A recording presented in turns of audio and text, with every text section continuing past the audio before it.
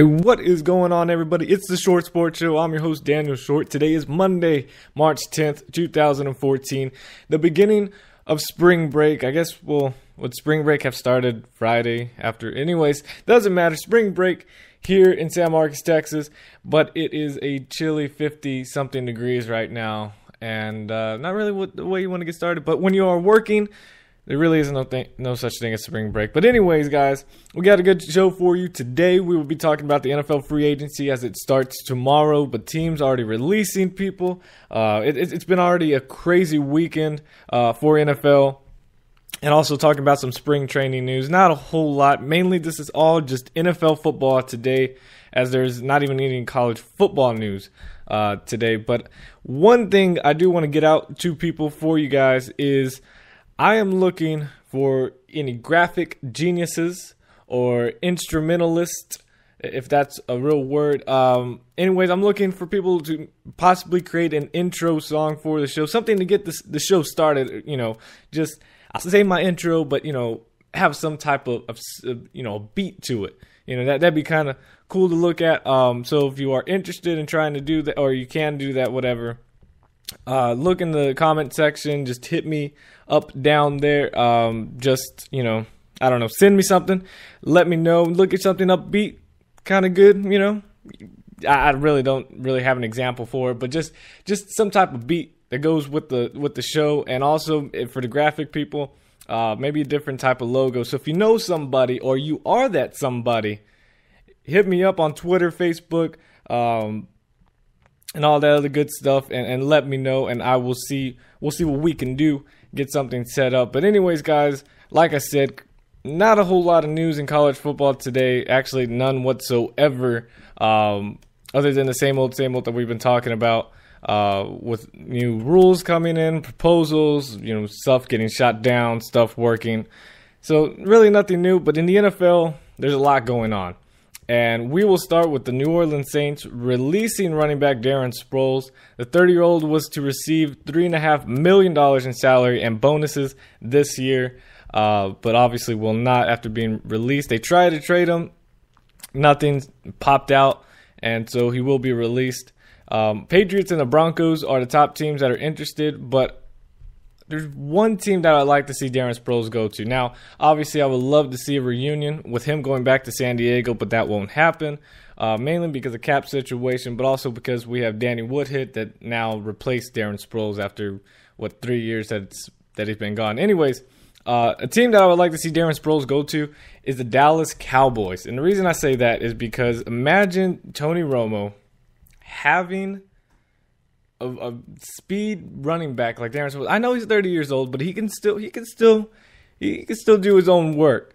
But imagine Tony Romo being able to have a running back that can catch passes out of the backfield. Now, I know DeMarco Murray does his own sort of thing, but if you just let DeMarco Murray just be the running back, just run the ball, do his own thing, then that's huge and what Darren Sproles brings to the table. That could help Romo in so many situations, as we've seen with, pockets collapsing. Instead of making a mistake like throwing an interception, why not dump it off to Darren Sproles and see what he can do?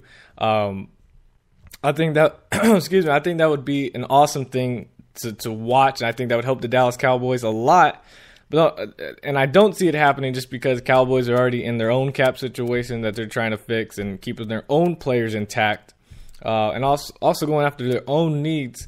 But I think that would be awesome to see Darren Sproles in Dallas helping out Tony Romo and seeing what that Cowboys offense can do. And speaking of Dallas Cowboys and quarterback Tony Romo, had an interview after he was at the Duke, North Carolina game, and said that quote, "It's going good. We're getting closer now to returning. It usually takes 3 months. It's kind of a normal roundabout date that they give you, and we're right on schedule. Really ahead in a lot of ways. Just going to be ready to go here in about a month, and rehab is going good. No setbacks of any kind. My surgery was just a normal, small version of it. I should be ready to go here shortly," is what Tony Romo had to say about returning to OTAs and getting ready And obviously that is all good news for the Dallas Cowboys. But one thing that's still, every time I think about Tony Romo and the injury that he had, it keeps bringing back what Troy Aikman had to say. I think it was actually in the game, the last game, Week 17 versus the Eagles, when he talked about how Tony Romo is going to, no matter what rehab he goes through, no matter what doctors, whatever happens, he's always going to feel this pain in every game with his back, because apparently Troy Aikman went through the same thing. Several other quarterbacks went through it, and says that you never get over it. You'll always feel that pain, and it can affect you throughout the season. And that's something that just sticks in the back of my mind every time I hear about Tony Romo and how he's doing and stuff like that, because that's why I think Cowboys quarterback may be in the draft. There are some good quarterbacks out there, especially in the mid rounds, because we all know Manziel, Bortles, Bridgewater, all going to be the top 3 quarterbacks taken within the top 10 picks, if not the top 5. So, Cowboys aren't going to be able to trade up there and do that. And I don't think they're, with Jerry Jones, he's not going to do it. But, you still have an A.J. McCarron, maybe a Taj Boyd, 3rd, 4th round. And I'm sure, maybe even taking a chance on Aaron Murray, even though he's got some leg injuries that he's had, taking him from Georgia. There are some quarterbacks that they could still develop out there, but I think they need to get a quarterback in the draft and not wait and see who's left in the free agency market, after the draft is what I'm saying. Because Tony Romo, getting closer, and that injury is always going to stick with him. If he can't last the entire season, he starts pulling a Michael Vick in that he can't last full seasons anymore. You're going to need someone that's going to be able to take over. So that's something to keep in your mind, and we'll see how things progress, especially when we're getting closer to the draft, which is actually a very long time from now. Again, I still have a problem that the NFL draft is in May, not in April. What are we supposed to do for the entire month of April? Just saying. Just let me know. Anyways, like I said, free agency going on right now. And teams, there are some players that are eligible to be signed with any other teams because of certain situations when they were released. And this is a prime example. And former Seattle Seahawks defensive tackle Red Bryant signs with the Jacksonville Jaguars to a 4-year deal and reunites with head coach Gus Bradley, who was the defensive coordinator from the 2009 and 2012 seasons for the Seahawks. So he gets to reunite with them. And Red Bryant will make $4.5 million this year alone. Apparently, Red Bryant was actually a vocal leader and a defensive captain for the Seattle Seahawks, and is looking to bring that over to Jacksonville. And I think that's a good sign for Jacksonville. Obviously, he knows Gus Bradley. He liked the system that he was in, and really Jacksonville, have a defensive tackle in the middle and bring some pressure against, the Andrew Lucks twice a year, the possible Johnny Manziel for the Houston Texans. Just saying, just putting it out there. And also for the Tennessee Titans, whoever they decide, whether it's Jake Locker or someone else, it's going to help Jacksonville pretty solidly. I cannot say that word anymore. Anyways, it's going to help Jacksonville out a lot. And also, I was a little disappointed in this signing, but it's obviously really good for the Green Bay Packers now that they re-signed cornerback Sam Shields to a 4-year deal worth $39 million that includes a signing bonus, just alone a signing bonus of $12.5 million. Imagine someone's giving you $12.5 million just to sign a paper. Pretty good. Apparently, Sam Shields will earn $30 million over the first 3 seasons. He'll make $15 this year, $6 million next year, and $9 million in the 3rd year. That's pretty solid. That's a really good deal right there for Sam Shields. And the reason I say it's kind of sad because I was hoping the San Diego Chargers would go after him. Now, I don't think we could sign him to that type of contract. But, after they said the Green Bay Packers were going to release him, there was hope that they could bring him back. But it looked kind of uncertain that, he was going to test that free agents market and see what he could get. I'm thinking he probably would have got the same amount of deal. So really, it's, just the place of living where he wants to be, and he's been in Green Bay's entire career. So, but anyways, I was really hoping San Diego could try to make a run at him, but obviously that won't happen as he signs with the Green Bay Packers. But San Diego does have a shot at signing a specific player, and apparently, and that's Giants wide receiver Hakeem Nicks will be a free agent tomorrow, and apparently has a number of teams that he's considering. Says, quote, "I want to go to a team where I'm the missing link. There are a number of teams that I have an eye on once I hit the market. I know if I went to a place like Indianapolis, I would be dangerous with a quarterback like Andrew Luck. I can even see myself catching passes from Cam Newton, or even," are you ready for this drum roll? I don't know if you could really hear that, or that was just vibration. That was my drum roll on my table. Anyways, Phillip Rivers. So that is awesome. I'm glad that he's, interested in the San Diego Chargers and Phillip Rivers. That's really good news. I am a fan of Hakeem Nicks. I liked him when he came out of college from North Carolina, and those one-handed catches that he made, that's how he got his name, really. He was just a dominant player on the field at North Carolina, and I know his stats weren't really that good this year. He still had for the games that he missed, he had 896 receiving yards, but he didn't catch a touchdown. But look at the quarterback he had. That was Eli Manning, who threw, a whopping 20-something, 24, 23 interceptions this year. So really can't really blame that on a receiver when you got a quarterback like the dumb Eli Manning. Oh, I'm not a fan of Eli Manning. But anyways, that I hope the San Diego Chargers can go after Nicks. But he did say, Hakeem Nicks did say he wants a long-term deal. There were reports that he was willing to take a one-year deal, but Nicks confirmed that a long-term deal is what he wants. I think he could be a top wide receiver, and I hope San Diego can make a deal with him to get him there, because we'll still, even though we had the fourth, and I will make sure this is stated, San Diego Chargers did have the fourth best passing, how would I say, passing stats, I guess you could say, in the NFL. With the, I wouldn't say lack of receivers in San Diego, but really just, we don't have a bunch of big name guys on there. And I'm not saying Nicks is a big name, but he can be. I think he can fit right in the system that we have going.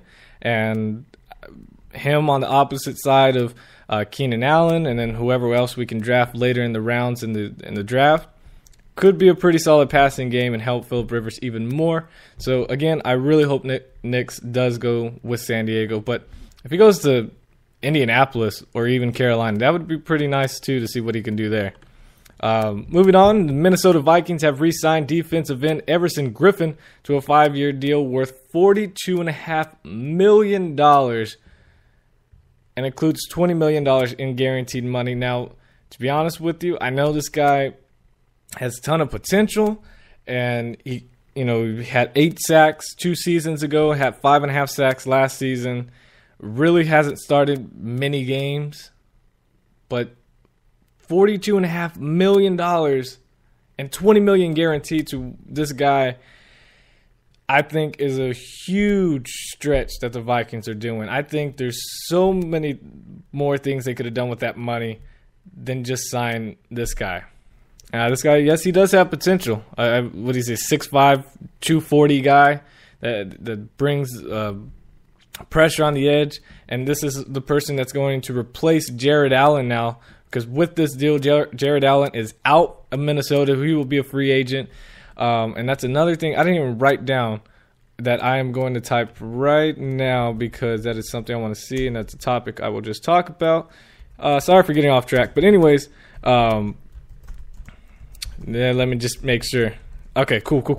All right, so anyways, like I was saying, Jared Allen is out, and because of the signing of Everson Griffin with the Vikings. And, I just don't see why the Vikings would go after or re-sign someone that really hasn't played too much. Now, again, like I said, he does show potential, still can be someone that's going to be, a solid player. But is he worth $42.5 million? I don't think so. I really don't think so. I think, they could have used this money possibly, I don't know, in free agency. Cornerbacks is a situation that they need to address. A safety, maybe they go after Dante Whitner at the safety position, or TJ Ward, and the other safety I just now can't remember that was a top safety. Ooh, what is he? What's his name? Safety, not TJ Ward. Oh, Jarius Byrd from Buffalo. Sign him. Minnesota needs a safety out there. Then maybe getting a cornerback and Altron Werner from Tennessee, getting him. You could sign both of those guys for probably total amount of $42.5 million, if not less. Just saying. And you might have been able to keep Jared Allen if that's the way they wanted to go. Just sign him to a veteran minimum if he was willing to accept that. Not saying he would, but I'm just saying that's a possibility. With that amount of money, you could have got solid players. Now, I think Whitner might have been on the high side, so maybe that's a little unrealistic. But, I think there's other moves the Vikings could have made with the $42.5 million right there than just getting some guy that's barely made any starts throughout his career. So that's something. But one thing that this reminded me of that I wanted to talk about on my show that I forgot to bring up, it's all NFL related, and it's the San Francisco 49ers. And what they can do in free agency, and it's pretty crazy. Now, this is something just to think about. And we all know the 49ers defense the past several years, really ever since Jim Harbaugh has got there, has been a dominant defense. We all know that. But check this out. This is something I was just thinking about over the week, and I was like, man, this would be very interesting to see. And I don't know if they could pull it off because of money. Again, it's all comes down to money. But, I think it'd be very interesting. And this is what it is. With the Cowboys possibly having to let go DeMarcus Ware because of, again, money. DeMarcus Ware becomes a free agent. Jared Allen is now a free agent. Now, I'm just saying, if the 49ers could sell him on, instead of paying these guys a ton amount of money, but winning championships and the defense and the records that they could break, the publicity, I don't know, just the excitement overall of saying, DeMarcus Ware, why don't you come to the 49ers? Jared Allen, that Jared Allen is just something I just thought about just yesterday. So that if that doesn't happen, that's okay. But really, it was the DeMarcus Ware thing.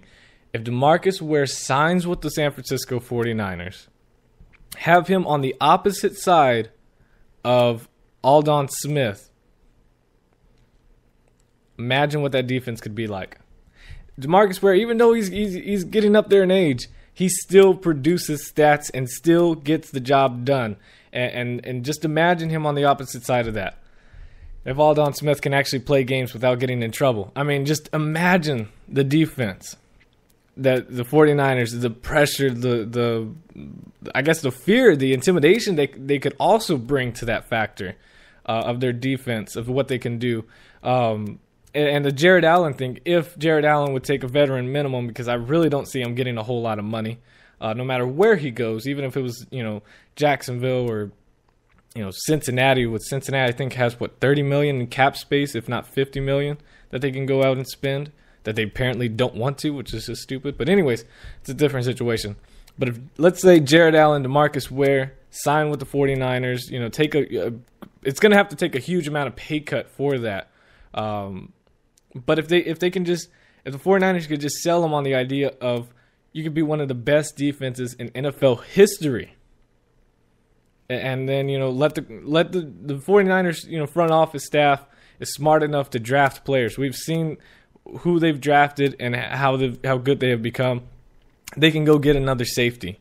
If I don't know, to me as a player, if I was DeMarcus Ware and I looked at it, I've made all this amount of money already. He's already set. His kids are set. If he even has any kids, he probably does. I don't know. But I'm just saying, winning a championship is what it comes down. Usually that's in my mind, that's what it comes down to when you play in the NFL. Is it money or championships? How do you want to be remembered? Obviously it's different for situations, but in the end, if you can win some championships, it most likely means you're going to get some amount of money. Just saying. So anyways, if they could just sell that idea, DeMarcus Ware, opposite side of Aldon Smith, and the 49ers defense, and possibly a Jared Allen out there, and with Justin Smith at the defensive line, whoo! I don't know. I'm just saying that the 49ers would instantly become probably the number one team in the NFL. Just like that. But anyways, moving on. That's something I wanted to talk about. I'm glad that I was able to remember that, because if not, I would have been really disappointed. But anyways, the New York Jets released cornerback Antonio Cromartie after 4 seasons. The release creates $9.5 million in cap space. The Jets have talked to Altron Werner of the Tennessee Titans to be his replacement. The Jets did say Cromartie could return, but they are worried about his age and apparently a hip injury that he's dealt with for the past season. And of course, they don't want to pay him a whole lot of money. Antonio Cromartie, I still have my San Diego Charger jersey of Antonio Cromartie. I still have it. It was actually my first ever jersey I ever bought. And it was coming off that 2007 season where he had 10 interceptions.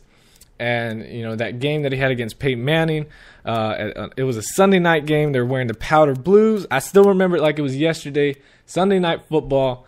And he intercepted Peyton Manning not once, not twice, but 3 times, including that one-handed interception over Reggie Wayne. Oh, those were the days.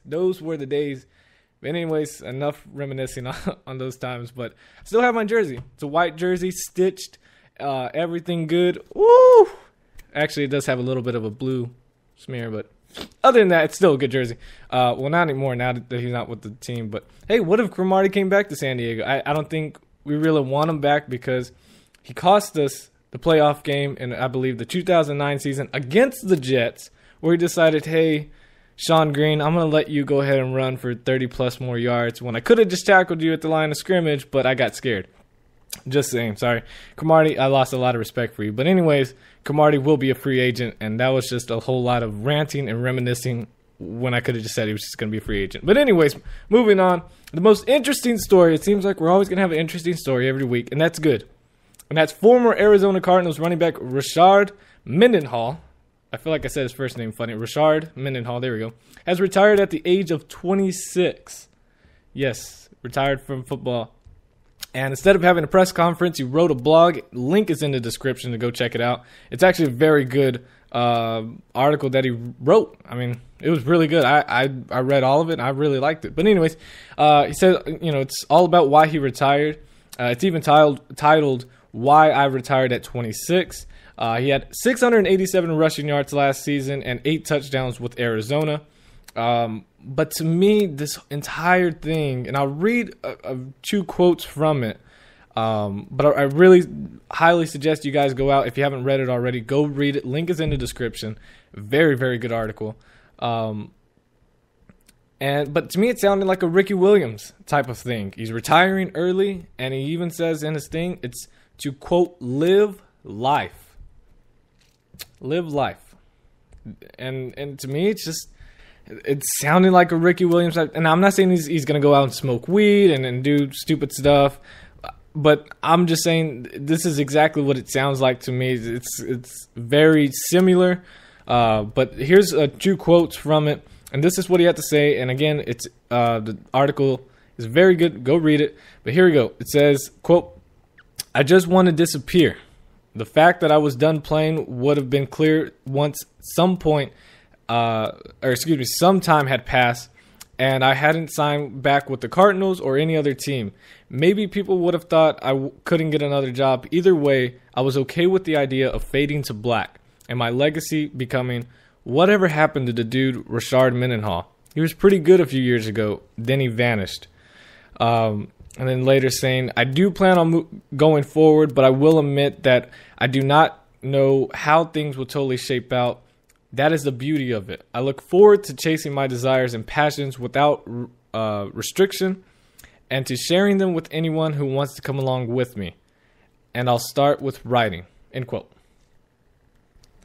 if that doesn't sound like Ricky Williams, then I don't know what else does, because to me it's, everything just sounds just like Ricky Williams, and the whole thing that happened with them.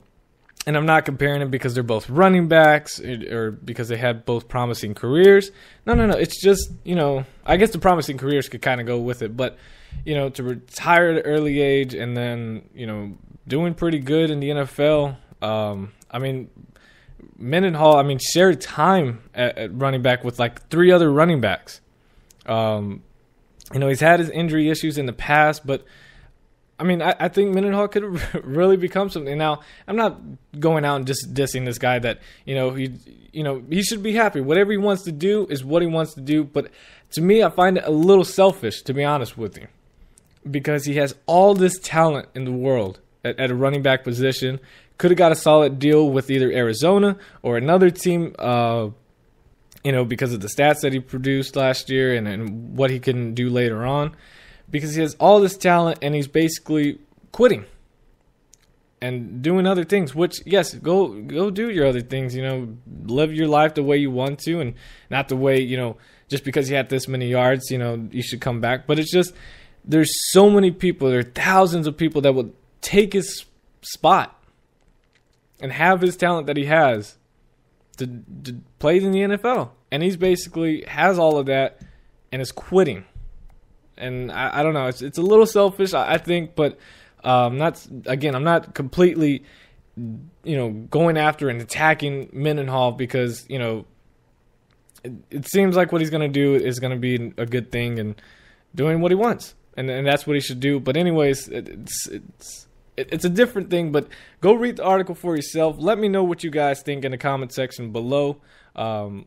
I like to hear what you guys have to think on a lot of sorts of things because it's interesting, very interesting. Anyways, moving on, some sad news, and that was yesterday morning. The owner of the Detroit Lions, William Clay Ford Sr., passed away at the age of 88. He owned the Lions in 1964, since 1964, when he bought the team for $4.5 million, and now the team is worth over $900 million.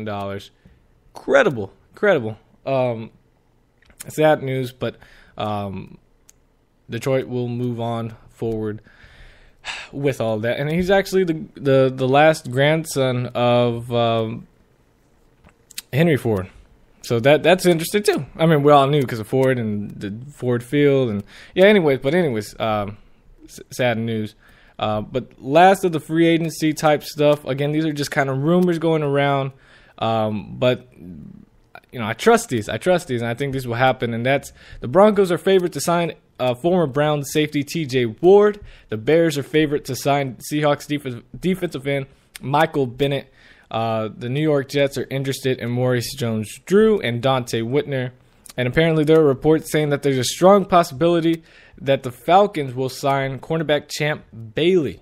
And Bailey will return to Atlanta, Georgia, where he started, where he was in college, and I'm guessing that's where he's from as well.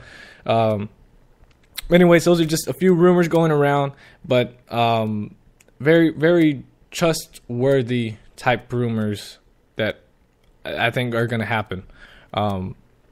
But that is it for NFL right now. NFL news. I'm sure as soon as this show is over, it'll be breaking news. But again, I'll just tweet it. Follow me on Twitter at @short_sports 24/7. Self plug right there. But we will talk about some Major League Baseball news. Just really quick things as this show is coming to its end. Former TCU, and I had to put that in there. And now St. Louis Cardinals infielder Matt Carpenter signed a 6-year, $52 million deal that includes a team option for a 7th year in 2020 at $18.5 million. Guess what? All that money, because it's baseball, is guaranteed. So awesome for him. And he was drafted in the 13th round in 2009 from TCU. Go Frogs. And made his major league debut and played the entire season in 2012, which is awesome. And best of luck for him. Infielder Matt Carpenter, I think he's going to switch over to third base now, take over for David Freese, who's wherever he is. But it's awesome to see TCU baseball producing major league players, and Matt Carpenter obviously shows he can be Top player. He led the majors in hits, or major league in hits, runs scored, and I believe doubles. And really, I think finished fourth in MVP voting. That's really awesome. Really awesome. Hopefully can produce the same thing again this year as I look to draft him in my fantasy baseball. But anyways, James Shields will be the opening day starter for the Kansas City Royals against the Detroit Tigers. And Clayton Kershaw, no-brainer, will be the opening day starter for the Dodgers. And Ryu will be the Game 2 starter. But some really good news for the Dodgers. Not only is Kershaw going to start opening day, which means a win. Well, I don't know, spring training, it's been a little difficult for him. But, once regular season starts, we all know it's going to start. Anyways, that was pretty stupid. When it starts, we know it's going to start. Okay, that was dumb. Anyways, Dodgers outfielder Matt Kemp is close to returning, said manager Don Mattingly, saying, quote, "We're seeing him take fly balls, getting jumps. He's swinging the bat good. It won't be long before he's in a game." The Dodgers do play the Diamondbacks March 22nd to open up regular season for the LA Dodgers. And I'm excited. It's getting closer. It's only 12 more days. 12 more days for the Dodgers. I'm excited. Anyways, guys, that'll be the end of today's show. Next show will be Friday afternoon. Follow me on Twitter at @short_sports 24/7. Become a fan on Facebook, The Short Sports Show. If you're listening on YouTube, make sure you leave a like, subscribe, favorite, comment, all that other good stuff. Make sure you also share while you are there. And if you're on iHeartRadio, give that button a heart click, whatever shape that is. Like while you were there. And if you're on Spreaker.com, thank you guys for listening. We reached over 1,000 views, 1,000 listens, Friday's episode, which was very exciting. Thank you guys again. And again, I am looking for graphic designers and musicianists that will create an intro type song for the show. If you are interested or know someone that would be interested, message me on Facebook on my show, The Short Sports Show, or hit me up on Twitter at @short_sports 24/7. And I will see you guys Friday afternoon. God first, God bless. I am out. Deuces.